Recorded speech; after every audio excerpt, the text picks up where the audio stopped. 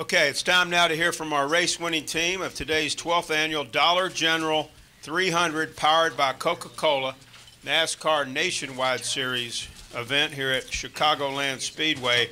And our race winner is Ricky Stenhouse Jr.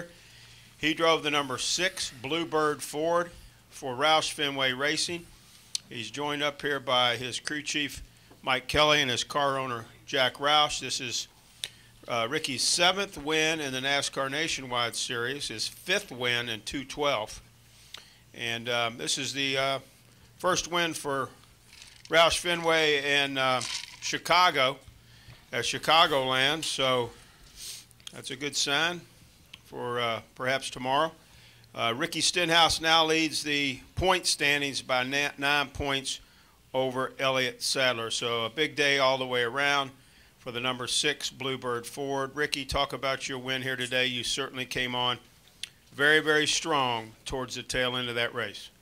Yeah, I think we felt like we had a great race car in practice. And then when we started the race, we were a little tighter than we thought we would be. We thought the racetrack would loosen up a little bit. But Mike and the guys made great adjustments throughout the race. And we kind of went both ways a couple times, but seemed to really hit it that last run. I cost us a lot of spots there when I started on pit road. So we had to drive back up through the field, and then that last restart, I felt like we would catch Kyle.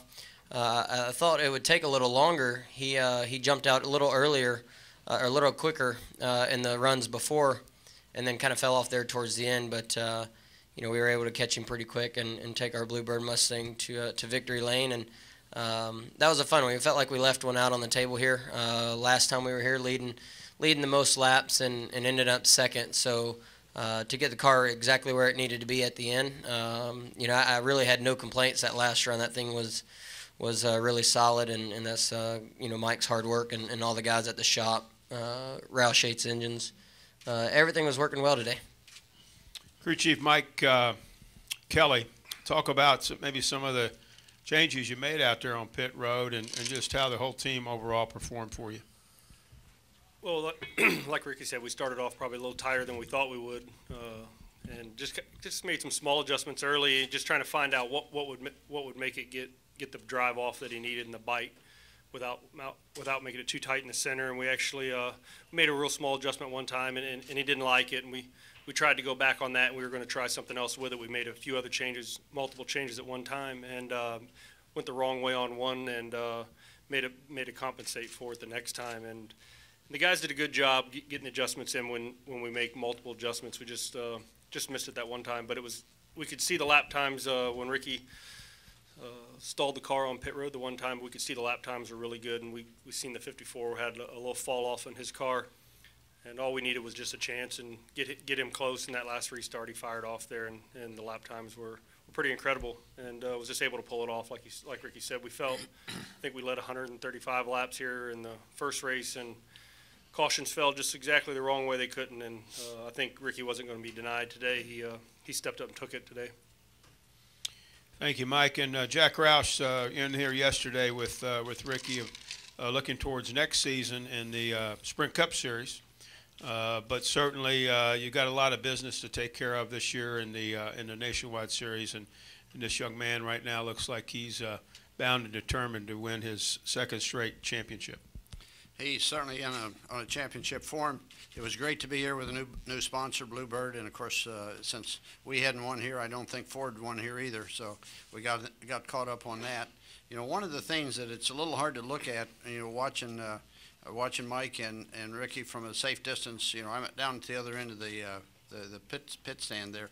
But Ricky does a really great job of finding a part of the racetrack that will work for whatever setup he's given. And throughout the race, he was moving around and finding what the racetrack would give him. And Mike was doing what he could, but he was fighting two things. One adjustment was tend to make it better at one part of the corner, and the other adjustment was the same adjustment was making it worse on the other part. But Ricky found a place on the racetrack he could run, and he was really on his game today. Congratulations, guys! You did a nice job. Thank you. Thank you. We'll take questions now for our winning team. Raise your hand, and we'll start right here to the right with Reed. Go ahead. Reed Spencer with the NASCAR Wire Service. Ricky, You took the points lead from Elliott today. I think he had held it for 20 straight weeks. Do you feel like you've got the momentum now with 7 races left?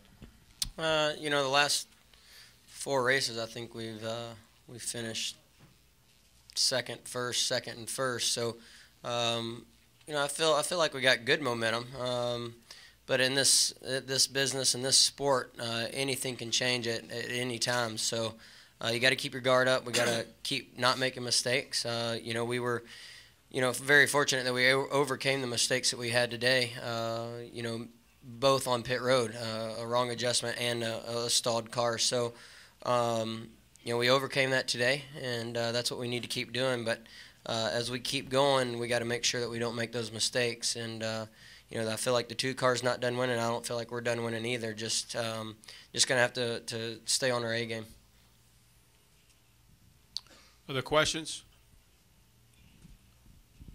Anyone else? That was quick. Anybody know where the owner's points stand right now? We can get that for you here, Okay. Mike. Who else has a question? Stan?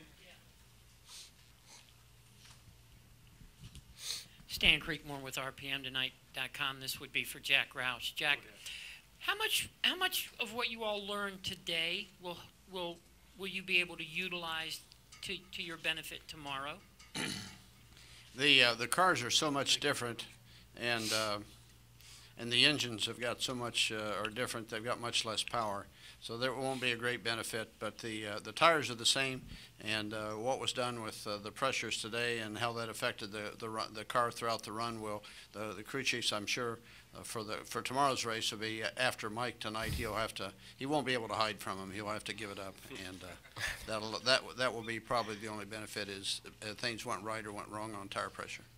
And if I can add, Ricky, will the other drivers from Roush Racing come to you and ask you any questions about how you did certain things today during the race? No, I don't think so. Just because, you know, our nationwide cars, you don't have to lift all the way, you know, to run through the corners here. And the Cup cars, you have to lift. You got to use brake. So you drive them totally different. You know, I think you can learn quite a bit watching on TV, you know, if they're sitting in their motorhome watching, you know, different lines that we run and you know, how they come in and things like that. So I think that's the biggest thing. You know, but like Jack said, I think the biggest thing for them tomorrow is being able to talk to Mike and looking at air pressures, because that's really the one similarity in between the 2 cars that they have. So they won't ask me anything. Well, they probably should, but I'm not sure they will.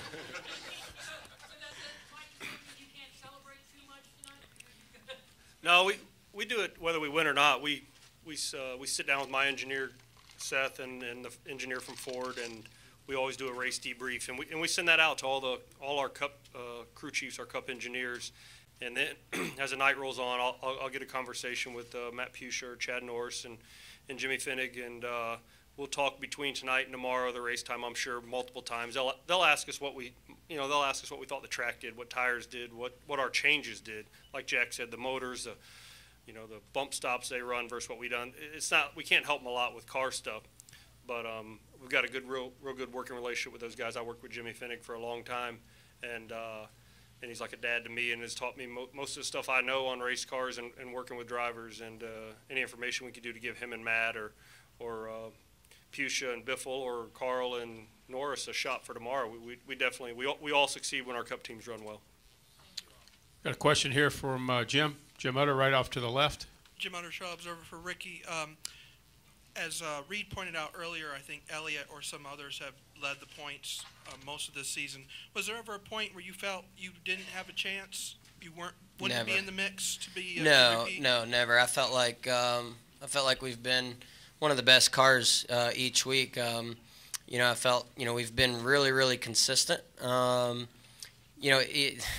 We've been consistent when we didn't need to be. We had 3 consecutive races of like 26th finish, so we were consistent in the wrong way those 3 races. But I feel like other than those 3, I felt like we've had a top 5 race car just about every time. So we don't ever count ourselves out of it. It doesn't matter how far we're back.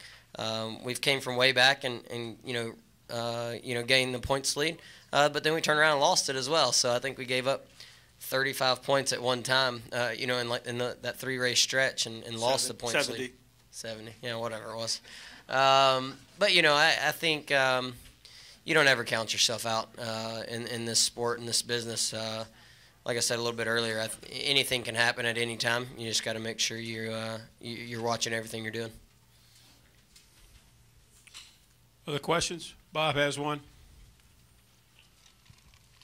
Bob Parker, Sport News, for I guess either Jack or Ricky. I know you guys maybe had some plans to do some cup races over here to get you ready for next year. Are those plans set, or do they depend on whether you're in contention for the nationwide title? We're going to run Dover and a couple others. But right now we're really focused on this Nationwide Series championship. If we felt like running a cup race would distract us, we wouldn't do it. But I just like track time. It doesn't matter in what type of car it is. It could be a truck. As long as we're out there getting lap times or lap experience on any racetrack, I feel like I'm learning something. So I don't think that's going to change. I guess that's up to Jack. But no, I feel like we're good to go. Yeah, there's the 3 races, and if there could be more, we don't have a plan for more. If there becomes a compelling reason or an argument for running more, we'll run more. Stan, and then the young lady next to him. My apologies for not asking this question sooner of you, Mr. Roush. You have basically 2 opportunities to win the Sprint Cup Championship and another obvious opportunity here to win the Nationwide Series Championship. What would it mean to you to sit at both of those tables at the end of the season and be the championship car owner in both series at the same time? Most of the years when we haven't won a championship, I felt that I didn't do something as well as I might have, or the prospects for the team and the good people we have around us have been better, and I'll feel like I hadn't let them down this year if we could win both. I'd just be proud to be part of it. It'd be one hell of a party. Yes, it would. Right now, you're 4 points trailing the 18 car in owners' points. 4 points. Go ahead, ma'am.